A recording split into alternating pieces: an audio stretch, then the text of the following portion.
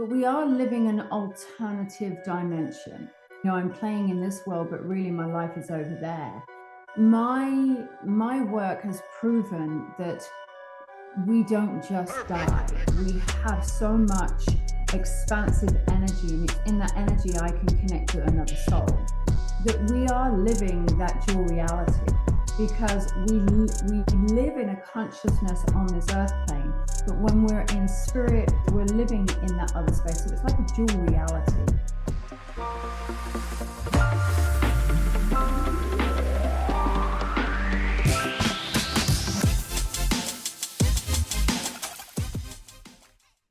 Hey everyone, my name's Lisa Williams, and this is Your Superior Self. Oh my goodness. That sounded so good. Lisa, thank you so much for taking the time. Yeah, absolutely. My pleasure. I'm so interested in hearing your story. Like, I know you've talked about it a million times. You've been on every talk show. I'm really excited to have you here today. But I really want to know, after listening to a lot of your conversations, how do you experience reality? Oh wow, that's a big question. How do I experience reality? Well, of course I can experience it in the 3D, just sitting here talking to you. But a lot of the times I experience it from a very spiritual way. It's more of a consciousness, an alignment of self, more of an awareness of the bigger picture. I can be very in the 3D of, my dogs are here, they want to get into my room, or let's go into that space of just working with energy, working with souls, connecting with the being and the energy that's around us. I love that. And just going back a little bit, I know you've said this like probably 1,000 times in your earlier stories and how you developed yourself as a medium and how you got to where you're at. But interestingly enough, I think his name is Merv Griffin. Is that right? Like that gave Yeah. you your start? Like, how did that evolve? Like, how did you meet him? Were you giving him a reading and he was just like, come on, Lisa, let's go to the States? Oh no. And I'm so sorry, my dog. It's all good. Okay. No, so actually what happened was I came over, I actually read for a very well-known singer in the UK. And this guy had heard from me, 4 or 5 times from different people. It was way before the internet, way before anything like social media. And so I ended up reading for him, and he said, "Why don't you come to LA?" And of course, I'm in England, and I'm thinking, why not? So we come over for 90 days. And it was in that period of time that I became quite sick. And, at this concert of this famous person, I met this woman, and her mom happened to work for Merv Griffin. And so in the time that I was sick, I had to extend my stay. And it just so happened that this woman called me just before I was supposed to be leaving and said, "Hey, can I have a reading from you?" And I said, "Well, as it happens, should be on a plane now, but I'm here." And that was it. I read for her. She introduced me to Merv Griffin, and I guess the rest is history. He just said, "Hey, you need to. Why haven't you got a TV show?" And that was it. So Really? fate had a purpose in it. So fate, right? Did Yeah. you, being a psychic, did you know that was going to happen? Like, did you have any inkling or intuitive hits that that might happen? So, my grandmother was psychic. So at the end of the day, she actually read for me when I was 19, and she said, "Lisa, you're going to be in America, you're going to be famous, and you're going to be doing what I do." And I'm like, "You are absolutely crazy." And that was it. So of course, it's always lurking in the back of your mind, always churning. And people were like, "You're going to write books. You're going to," for some reason, I'm seeing you on TV, and it's always there. But I didn't go chasing it. And I think that's the difference. A psychic can always tell somebody, and people will go and chase that. But I never chased it. It literally dropped in my lap. Is that because you're like this magnificent creator, or is that the process of manifestation, right? Like to your Yeah, point, people want to go and do the thing because we think here in this 3D reality that is the cause and effect, right? of course. I think it's like anything, you want it to happen. So you're chasing it. And I think we're in this place of chase when something is really, difficult, and you're rowing the boat up against the stream. What's happening is you're forcing it. And it's really not actually healthy. But when you allow things to happen and you look for the opportunities, and I think that's what it is, it's looking for the opportunity, looking for the open door. And instead of going, oh, is that a sign? Just saying, thank you, universe. Because I do feel that there is this whole shift in manifestation. You know, as being a being, when we're an intuitive being and we're very connected to the world and we're connected to our soul, as Max, my dog is obviously agreeing with me. Matt, you know, what we're actually doing is we're tapping into the universal consciousness, we're tapping into the universal energy. And in that place of tapping into that energy, what's happening is we know things, we know information. And when we know information, are we making things happen, or are we just going in full alignment of where we need to go? And so I think there's this element where, yes, we manifest, we absolutely do, but there's also tapping into the alignment of who we are. Mm, that's so powerful. So you go and you allow this life to form and take shape. And I'm very curious to how that impacted your personal and intimate relationships with people, like being a psychic medium. Do you put that on a resume? Do you talk about that regularly with people? Like, I mean, when you're out there trying to date someone, what are the challenges associated with that? I mean, it's a massive challenge. I mean, seriously, you know, should you put psychic across your profile or across your pictures? You swipe left or right? I mean, seriously. But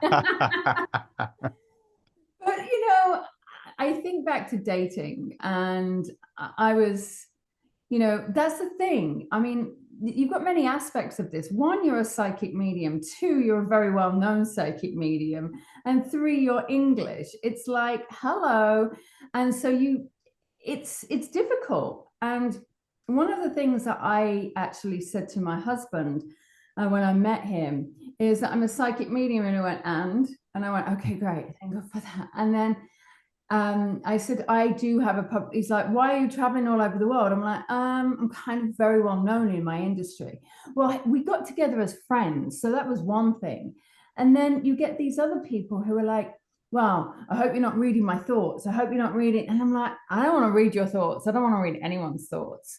And so the pact that myself and my husband have is I don't read for him. I don't tap into his energy. You know, he travels a lot. He's in the military. So I don't dive into that space because it's an invasive space. It's a very personal, intimate space to read someone. So, you know, it's hard being out there, but I just own it. You know, you've got to own it. You've got to own Mm, who you are. you got to own it. You got to speak your truth, right? And Yeah, absolutely. it's so impactful, especially now with social media and how you can speak your truth. And it feels like there's a lot more of that coming to America now, especially with around psychic mediums, because I feel like the UK, you guys have like a deep connection with being Mhm. psychics. I mean, you guys have literally a university for this modality.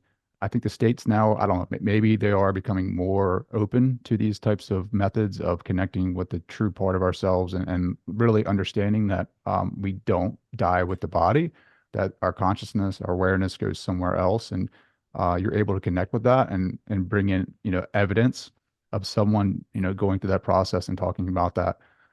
What are your thoughts on that as far as like why is UK so tapped into this where the United States for so long has been like against it? So it's actually interesting because it all started in the US. It Really? all it all started in Hydesville in New York in 1848. So in 1848, there were two sisters called the Fox sisters, Margaret and Kate Fox. And you know, it was a media stunt, you know, and actually we're coming up to the anniversary of it, 31st of March. In fact, it's just 31st of March, 1848. And that's the anniversary of modern day mediumship. And so what actually did happen is it started over here historically, it did. But the UK and Europe, we have to bring Europe into this, became a little bit more advanced when it actually went over there by someone in Boston. They actually moved over to the UK and they started the mediumship movement over there.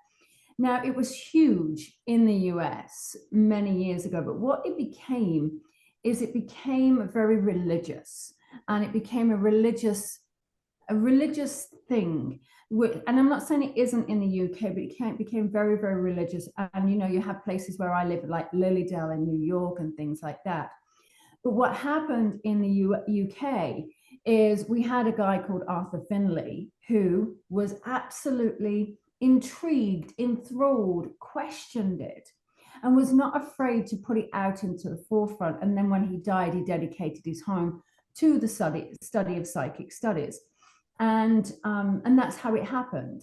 And I think what it is there's very little restrictions in the UK regarding this, although it is very religious. There's a spiritualist church on every street corner. I joke about it, but it's more widely accepted there in Europe, and it becomes a lot more acceptable. I do think it's because there's a lot more broader scale on the religious scale over here in America.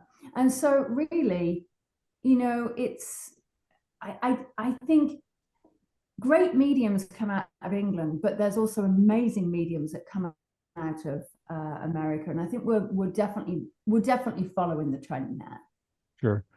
How have you evolved though as a medium, as a psychic medium? I know you've done probably thousands of readings for people and individuals, touching, connecting, reconnecting with their past loved ones. And I've heard you mentioned that you are a trans medium or channel for higher intelligences. But for you personally, like how has your consciousness evolved, and how does that reflect back into your reality?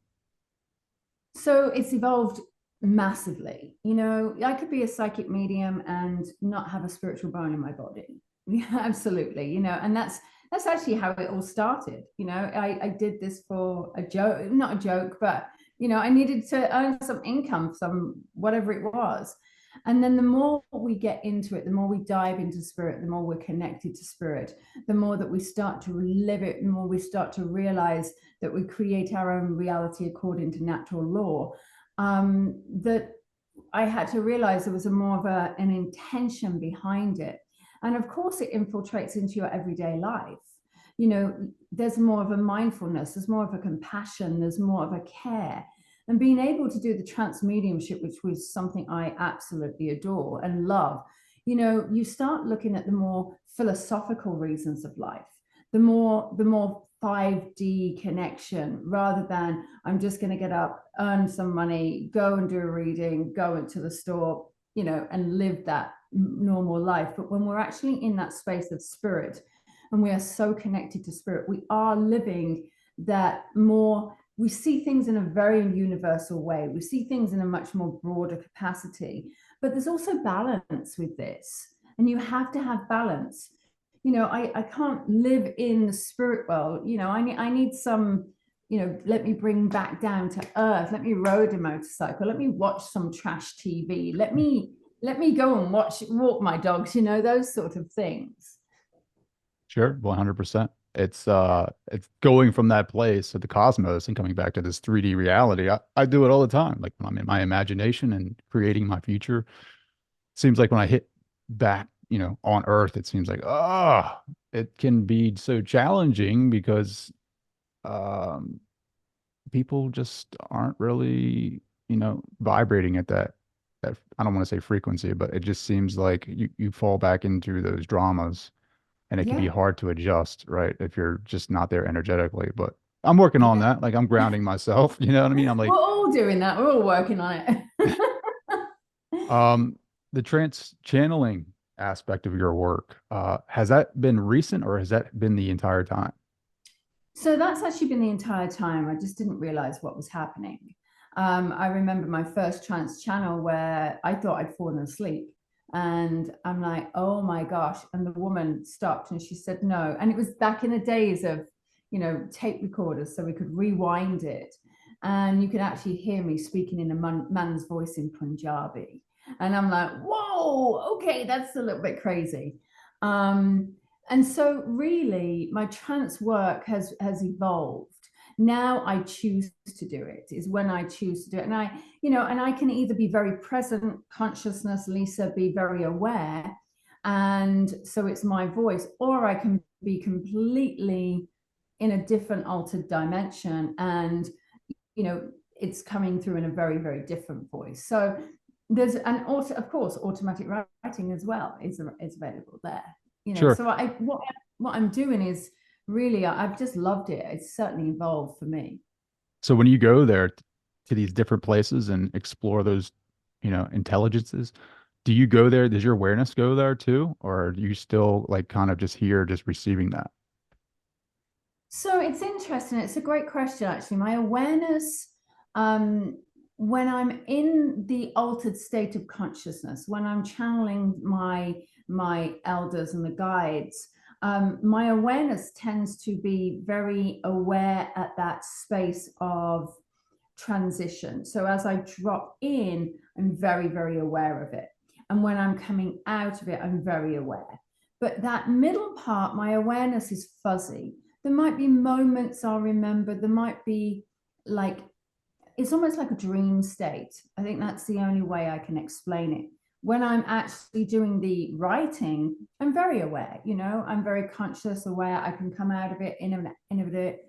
And then, I was working on Saturday where I had a group of questions, and with every question, I read it and then I slipped into trance. So I was still very conscious and my awareness was still here.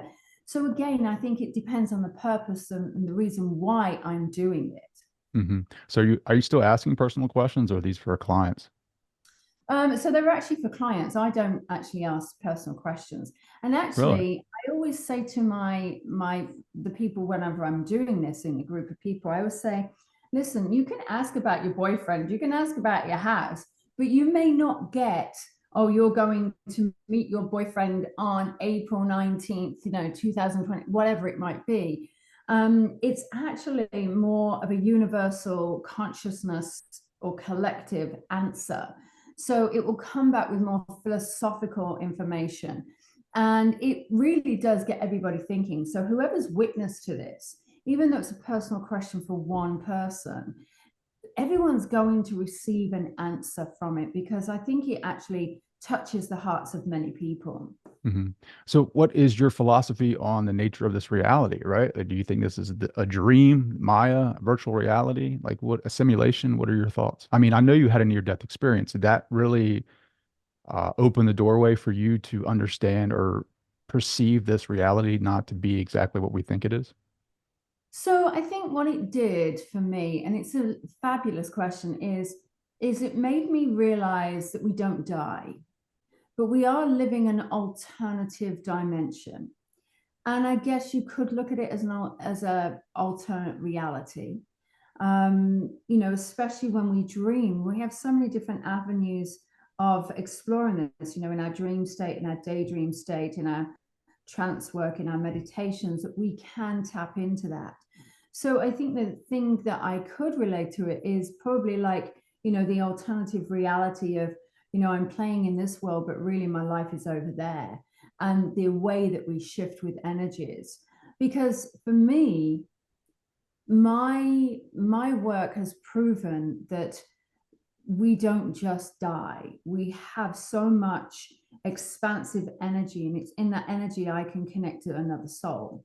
And they don't have to be living or dead, they are just another soul. And so what it's proven is that we are living that dual reality in many ways, because we live in a consciousness on this earth plane, but when we're in spirit, we're in a dream space, we're living in that other space. So it's like a dual reality. And Hmm. that's how I like to see it.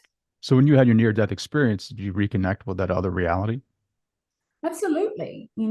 I was working as a medium at that point as well. So that was a shifting point for me. That was a shifting point to really get into alignment and say, come on, Lisa, get serious about this stuff. It's not just, let's just play with this. You speak to dead people. This is what you do.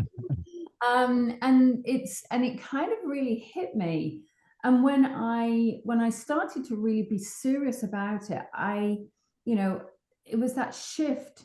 And I had to realize that where I went, that white light, that communication with my grandmother, that connection to all love, all encompassing, just comfort, love, peace, I realize it's real. And I can dip into that as and when I choose. And maybe I'm not having the near death experience anymore, but I'm able to dip into that because I'm connecting on that universal energy, on quantum field. And it's in the quantum that you can access anything. Hmm. So when you look back at your past lives, was there any life that stands out that helped you develop these capacities to connect for the other side, connect, see through the veil, connect on the other side, have conversations, receive information, intelligence to kind of spread amongst the masses?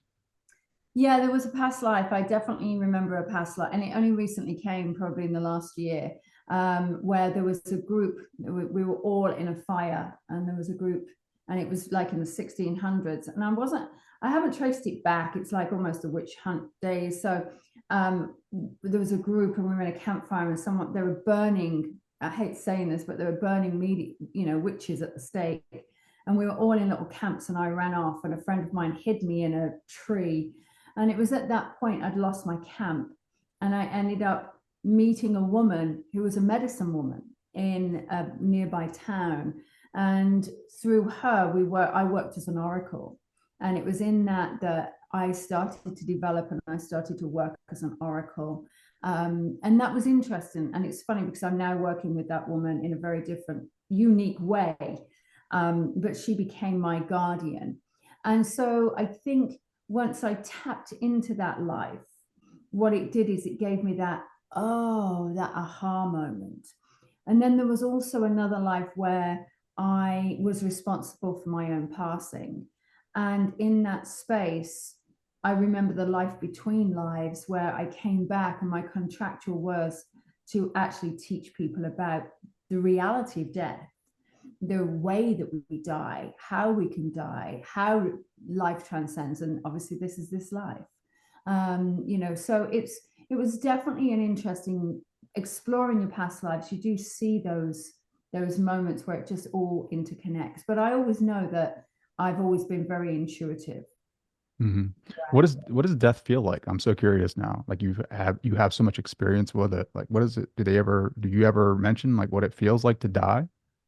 Yeah, I've often asked many clients, and when I say clients, when it comes into, because I work a lot with people who are passing as well in hospice.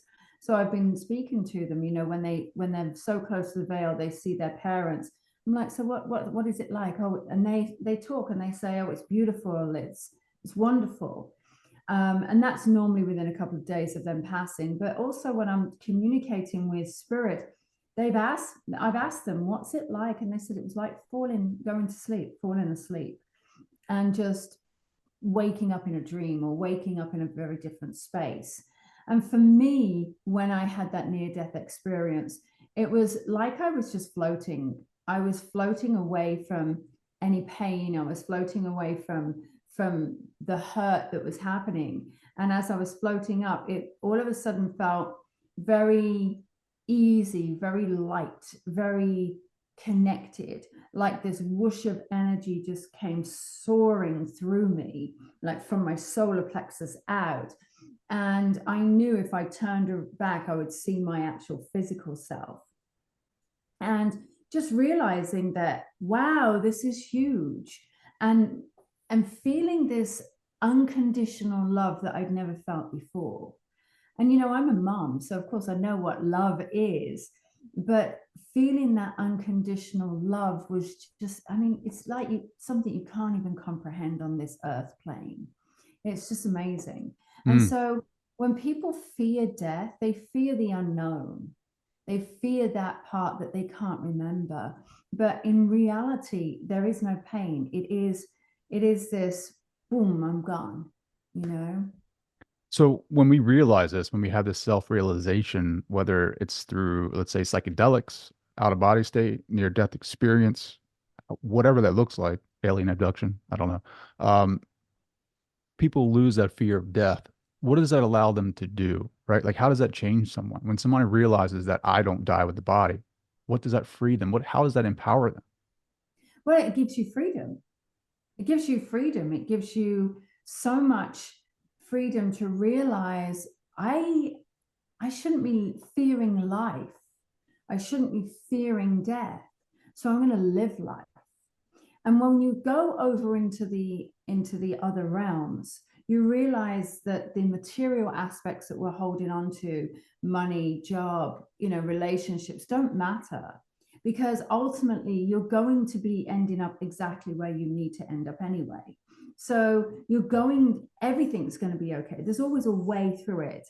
And a friend of mine said over the weekend, she said, I've survived 100% of my bad days. And I'm like, wow, that's so powerful.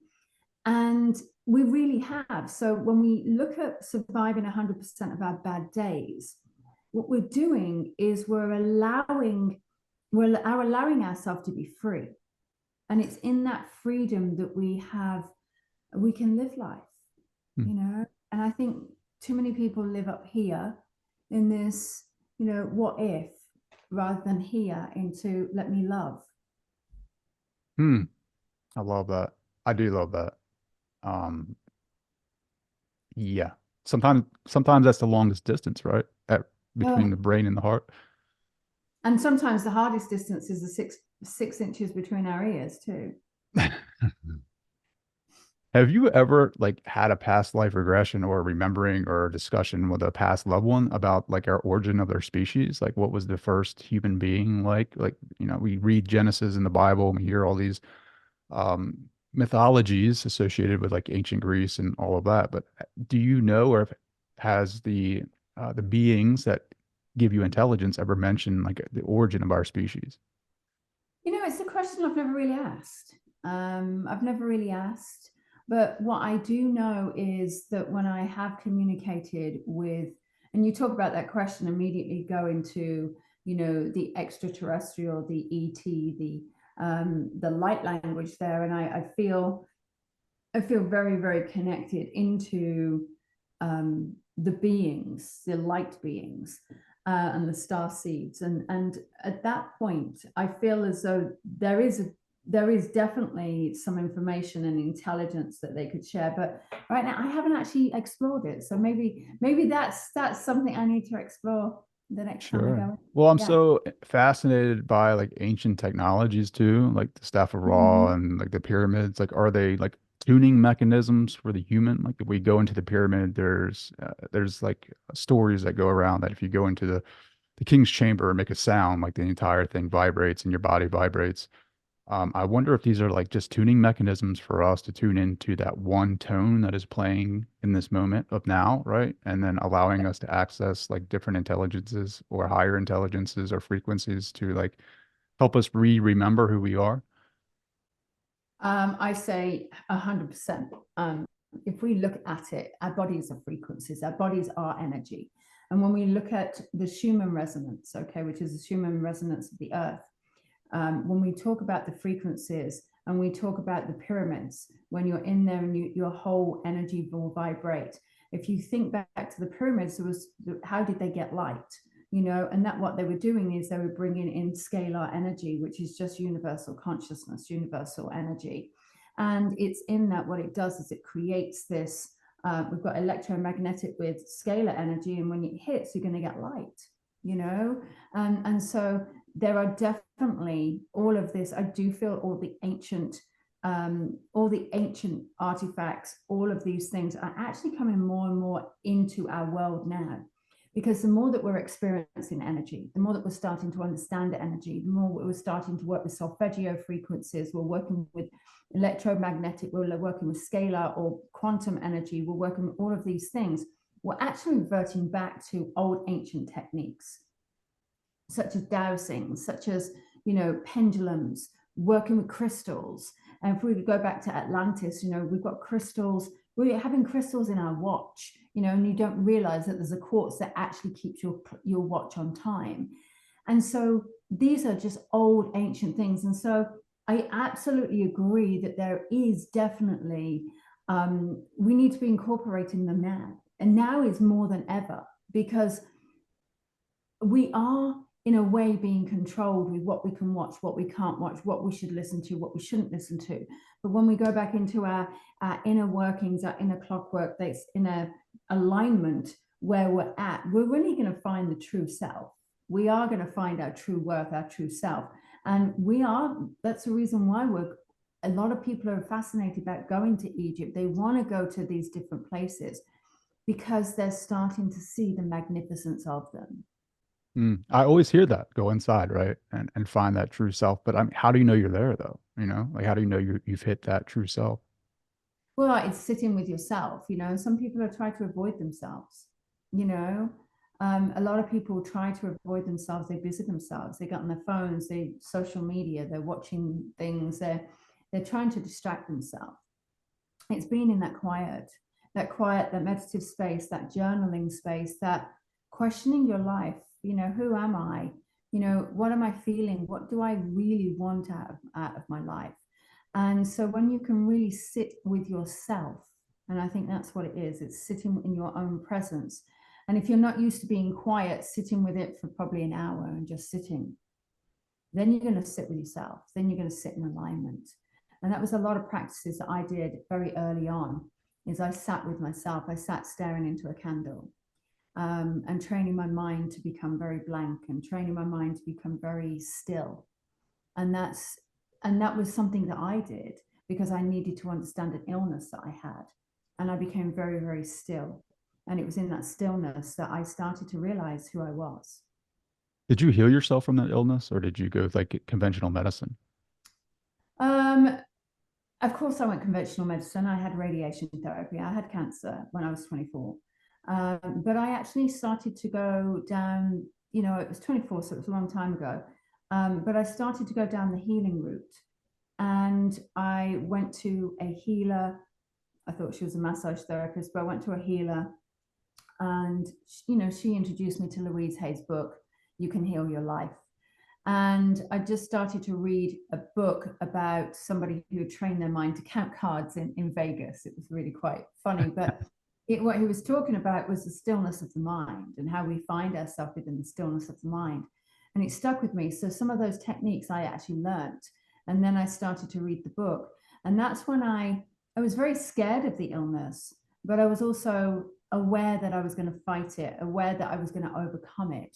And so I knew innately I was going to survive this. And so I was very open to experiencing whatever needed to work.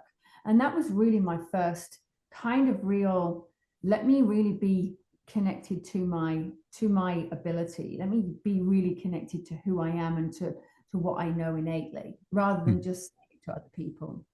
Well, is that process like ignoring the outside world and what everyone's telling you? Like when you're focusing in on yourself and healing and or manifestation or pursuing the thing that you're trying to create, like when you have those outside stories that are constantly playing around you, the naysayers or the doctors saying you need to do this treatment or you need to do this medicine or your relationships saying, well, why are you doing this? Because you can't achieve this. Like, do you just completely ignore that and just focus in on your creation, like your process of creating or healing? Is that how that works?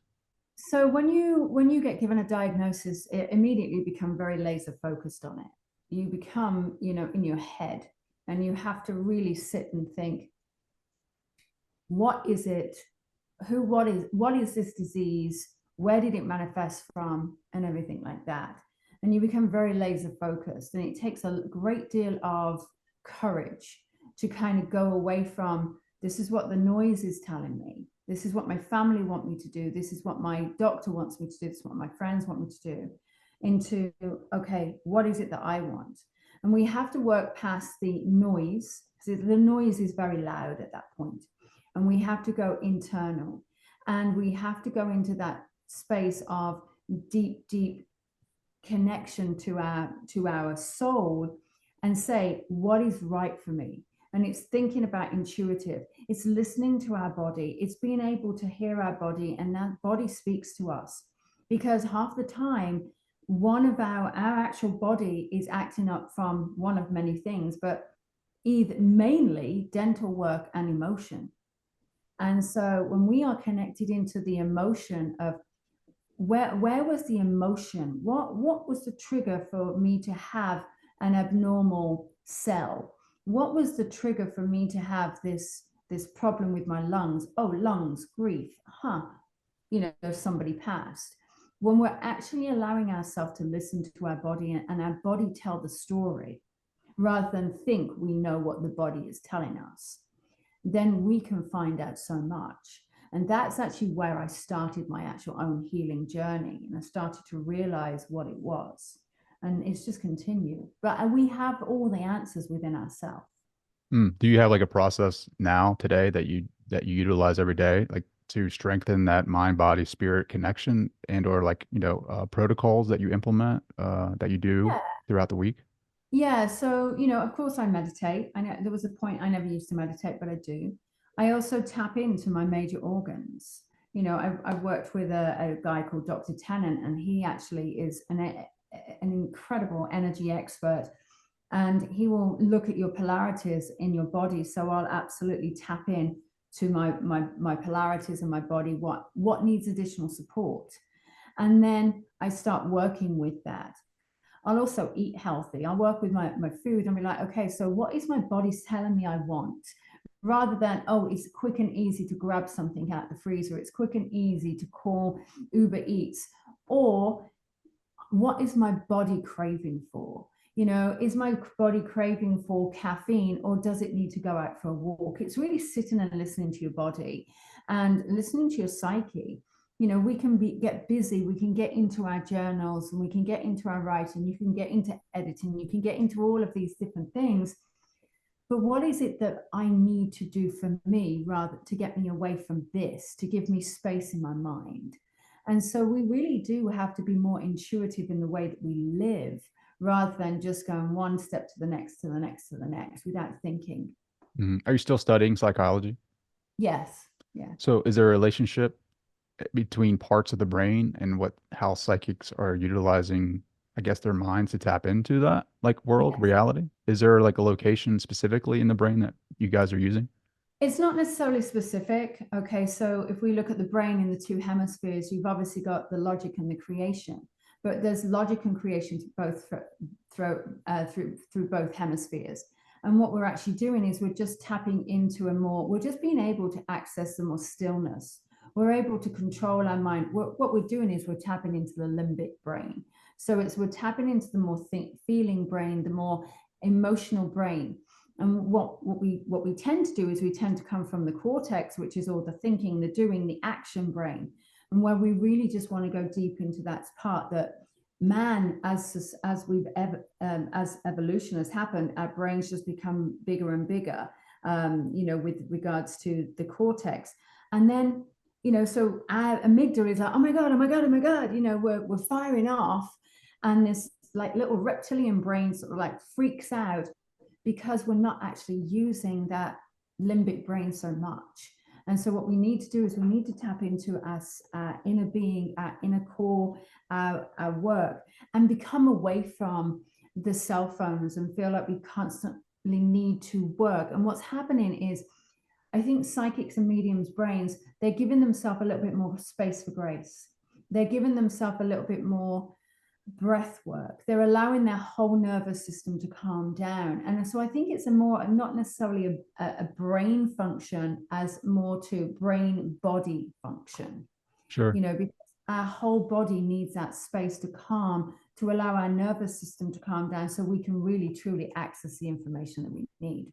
I think to your point about how the brain evolved, I feel like our ancestors, like the first species, and I don't have any evidence of this, but I think that we had abilities to communicate mind to mind, right? Like I don't think we Absolutely. used language as our primary source of communication. I think it was mind to mind, and then something happened, like you read it in the Bible, where the Tower of Babel, where God came down because he was angry because we built this huge tower, and then he says we're going to spread all these different languages throughout the world and confuse everyone. I think that's a representation of like maybe evolution. I don't know, but for whatever reason, unless we tap or either born with natural abilities like yourself or work that muscle, like I feel like we're on that cusp of like some type of unity consciousness, Yes. um, to where we're gonna be able to again, right, communicate mind to mind and like read each other's information that it's that's not necessarily sensical. It's going to be something that's going to be familiar, like, receiving information about the body through the body and then understanding where that person's coming from and then seeing our interconnectedness at a macro level. I feel like will automatically bring some type of like more peace, if that makes sense. Like we'll be able to see Yeah. people's perspectives a little bit more intimately and see where we're coming from, the traumas, the passions. All of this will eventually get us to a point where we evolve differently, if that makes sense. Yeah, it's interesting because it's already happening. It's already happening. If we look at the psychedelic world, okay, it's a world I know a lot about. And when we tap into it, in journey space, there's many people that will actually come to me and say, I felt, I'll go to them and like, I was calling you. And I was like, I know I heard you. And, where I'll be able to say, I'll be able to tap into their deep trauma or whatever is actually work, they're going through at that point. And that's when I'm in that space, they were like, how did you know? And went, because really my awareness, I'm just more of an expanded awareness. And it's becoming more and more paramount, and more people are doing it. It's like we're doing it when we look at the phone and think, oh, I need to call this person. I'm like, wow, I needed you. And so I do believe that when we go back into caveman time, so, there's we call it the caveman brain. It is the limbic brain. It's the emotional, feeling, experiencing, sensing brain. And what we've done, and there's actually science to prove that the cortex has just grown and grown and grown and grown and grown and got thicker over that period of time. So I actually agree with you.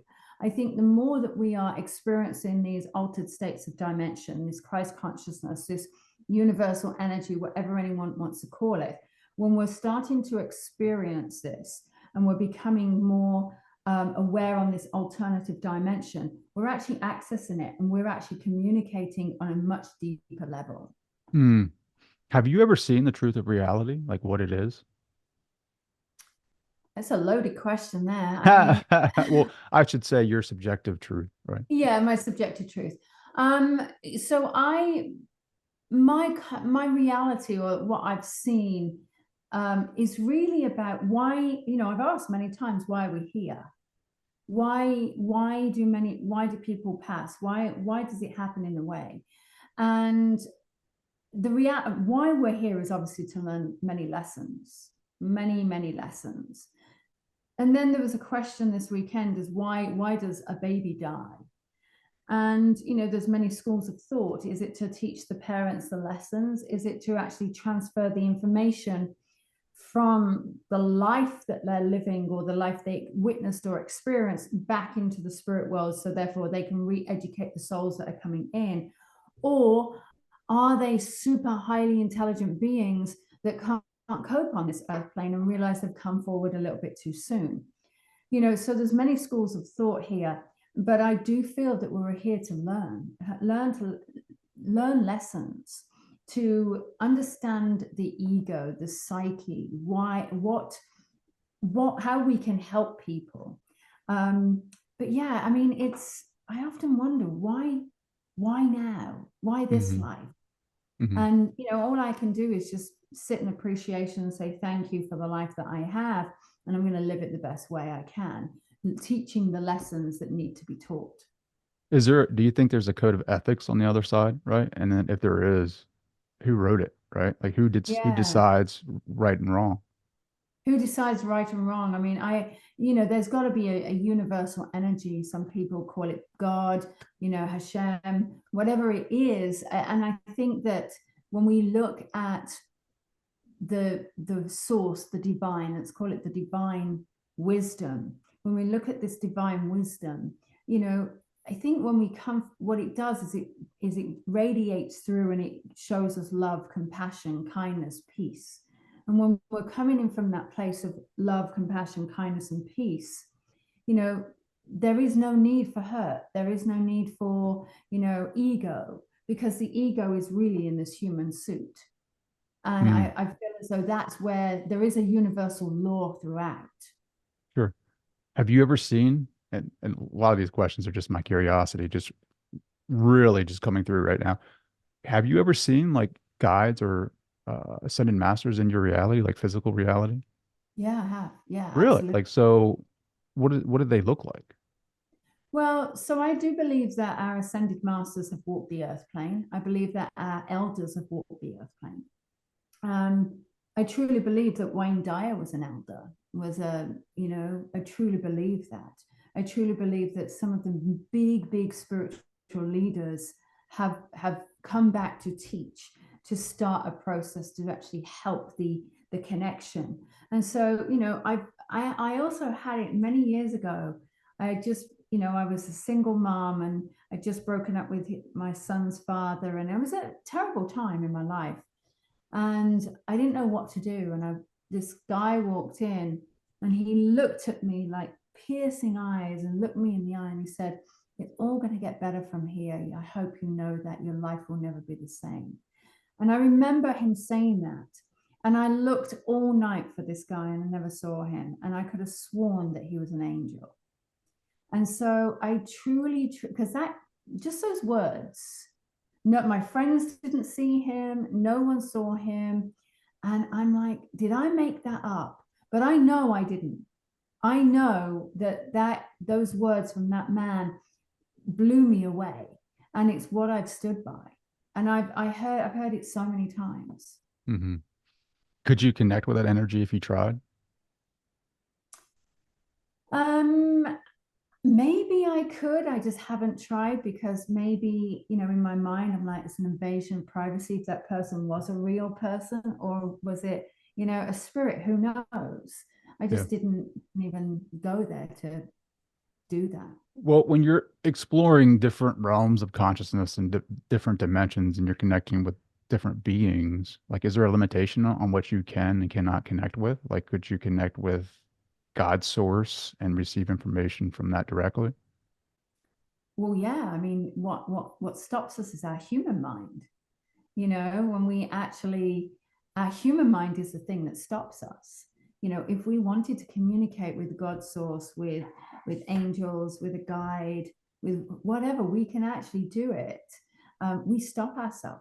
We stop ourselves because we feel limitations on ourselves. Our own limitations are going to stop everything. And again, we go back to the whole manifestation thing. But if I believe that I am going to get well, or if I believe I'm going to speak to God's source, or if I believe I'm going to speak to an angel, I'm going to do it. And it's my mind that stops me because my mind goes, yeah, but that's real. That's not right. Oh, that's just your mind, Lisa. And so we question it. It's that monkey mind that goes, you're not good enough. You're not good enough. No, no, no, no, no, no, no. And it's all of that. Hmm. And so I always say that it's our mind that stops us. You can communicate with anyone. Hmm. Speaking of communication, have you ever channeled on a show before? I've done it. I have channeled on a show which has been um, more, I won't say structured, but hey, you're going to channel. And so, because there's a mind process, there's a process from it.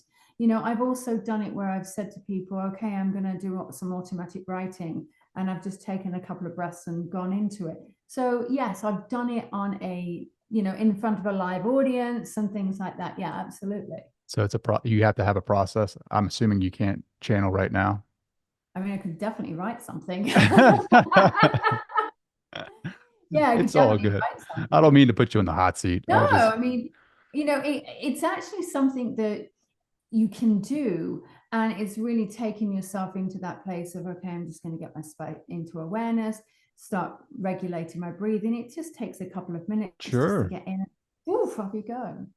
Yeah, no, I just have questions about, like, I know everybody wants to know the nature of our reality and the truth of why we're here, but I'm like, the more that I'm like coming to this awareness of, like, what is it like, what if we're just here to have fun, be creators, Absolutely. and this is a playground and this is heaven, and there's so many different things that point us towards that, our own truths, like the Mm-hmm. the idea of, like, I don't know, I was watching an interview with someone and they were talking about pyramids on Mars, and there's this crater that looks like a face, and I'm like, could that be a lost civilization? Like, could that be like some type of space center where, that was like a transition place for other worlds to come here and plant life here. I don't know. But I mean,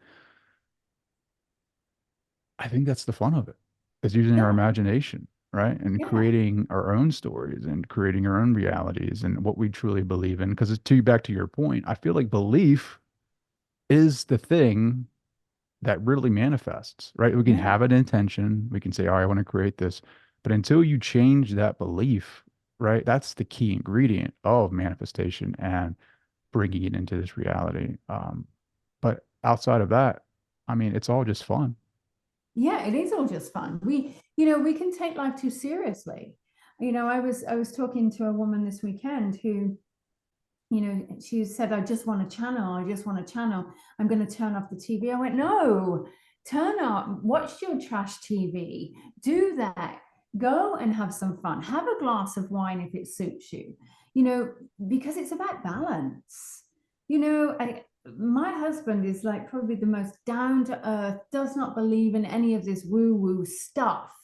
And if, I have to have that balance because truly that gives me joy, that gives me a lot of fun, that makes me diverse. And the other part of it is when I'm really living life, I understand people more, so I can go to a biker bar. I ride motorcycles, so I can go to a biker bar, and those certain people are in there. I see who they are. I get to know them. That helps me understand people in my daily life.